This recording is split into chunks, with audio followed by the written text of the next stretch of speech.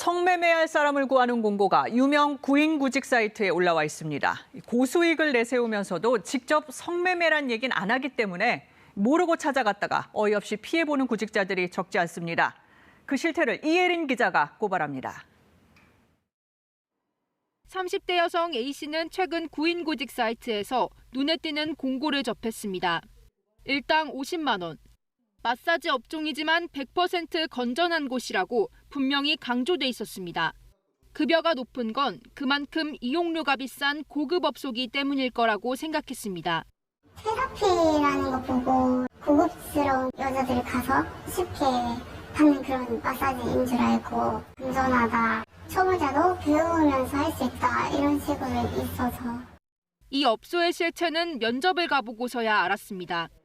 돈을 많이 주고 시간대도 자유롭고 유사 성행위를 해야 된다. 눈앞이 깜깜하다는 게 이런 건가? 저도 모르게 약간 손이 조금 떨렸어요. 바로 나왔죠.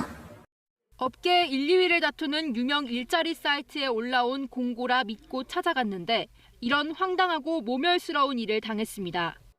일 찾을 때는 알바 천국이나 이렇게 딱 브랜드가 딱 박혀 있잖아요, 머릿속에. 필터링 없이 바로 노출되어서 광고를 하고 있다는 거에 좀 많이 충격받았고. 알바천국 같은 직업정보 제공 사업자는 성매매 업소 구인 광고를 올려선 안 된다. 법으로 규정돼 있습니다. 그런데도 유사 성행위 업소 구인 공고가 버젓이 올라와 있었던 겁니다. 합법을 가장한 채 성매매로 유인하는 업소들. 그 실태를 추적해봤습니다. 먼저 요즘 유행한다는 마사지 종류 스웨디시를 검색해봤습니다.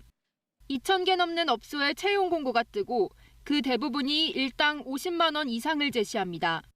그중 건전샵이라고 소개한 업소.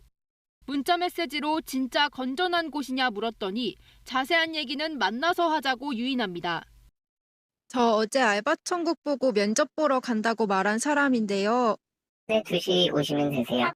면접이 시작되자 일단 높은 시급부터 자랑합니다. 카운터 하루에 7시간 하셔야 7만 원이시잖아요. 이거 1시간 하시면 7만 원이에요. 지난달 700만 원. 그분도 알바천국 보고. 네, 맞아요. K닥터 얼굴이에요. 의사 얼굴.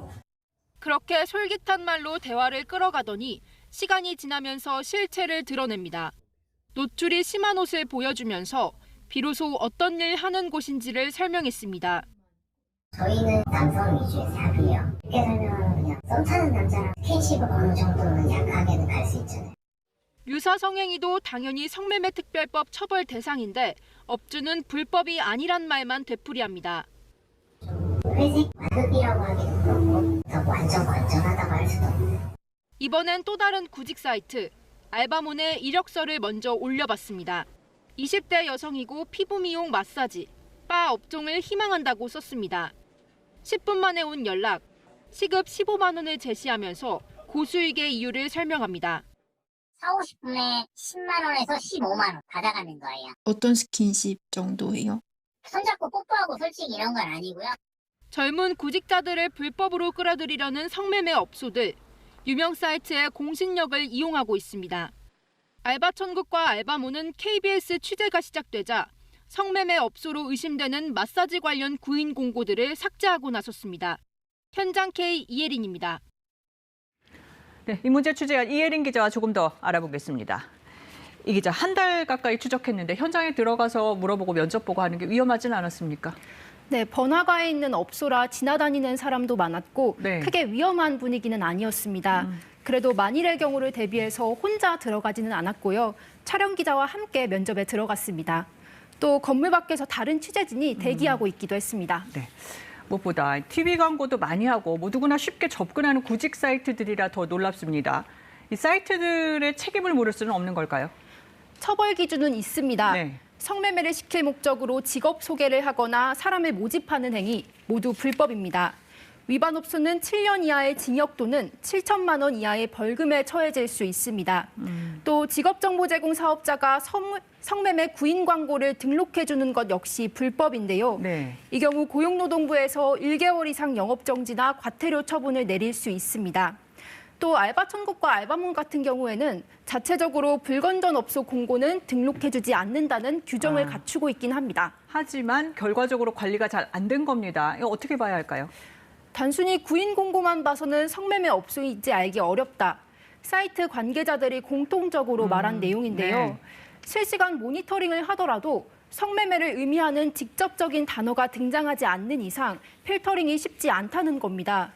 그러나 이런 불법 업소들 채용 공고를 올리면서 사이트 측에 한 건당 10,000원 정도를 냅니다. 네. 따라서 그걸로 수익을 올리는 사이트들이 좀 더 책임을 지고 적극적으로 관리할 필요가 있습니다. 네, 필터링이 쉽지 않다고 했지만 성매매란 단어를 대놓고 안 썼어도 취재진은 찾아내지 않았습니까? 어렵지 않게 거를 수 있는 방법도 있지 않나요?